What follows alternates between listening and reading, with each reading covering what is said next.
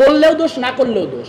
আমরা যারা শিবির বাদে বাকিরা ক্যাম্পাসে রাজনীতি করতেছি, আমাদের বিষয়টা হচ্ছে যে আমাদের করলেও দোষ, না করলেও দোষ। এবং যেই ক্রাইসিসগুলো আমরা বলছি হবে, ঠিক সেই ক্রাইসিসগুলি কিন্তু হয়েছে।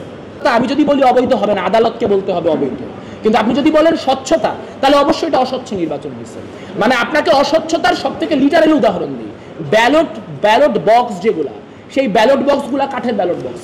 কাজে নির্বাচনের বৈধতা নিয়ে কথা বলা একটা আইনি বিষয়, নির্বাচনের বৈধতা বা অবৈধতা আমি দিতে পারি না।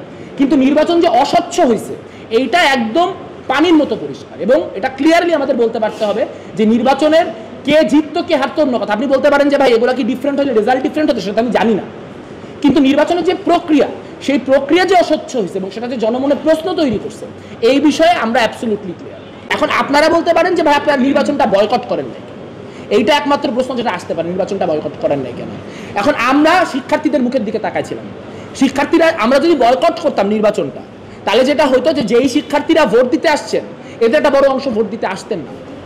ধরেন কথার কথা, যেই 5,000-এর মতো মানুষ আমাকে ভোট দিচ্ছেন, তিনি তো ওই ভোটটা দেওয়ার জন্য আসছেন। আমি যদি নির্বাচনটা না করি, নির্বাচনে অংশগ্রহণটা না করি, মানুষটা তো আসতে পারে না নির্বাচনে। সো আমাদেরকে বেসিক্যালি ট্র্যাপ করা হয়েছে যে এত বছর পর ডাকসু হচ্ছে, যে এই ডাকসু প্রক্রিয়া থেকে সরে যাবে, সে আসলে ছাত্রদের বিরুদ্ধে অবস্থান নিচ্ছে। এই যে ছাত্রদের বিরুদ্ধে প্যানেলগুলোকে দাঁড় করানোর একটা নোংরা রাজনীতি প্রশাসন এবং শিবিরের তরফ থেকে করা হয়েছে, আমরা মূলত সেটার ভিকটিম হয়েছি। এখন আমাদেরকে এই জন্য এই জায়গা থেকে এই কথাগুলি বলে যাইতে হচ্ছে, নির্বাচন বয়কট করার পলিটিক্যাল অপশন আমাদের হাতে ছিল না।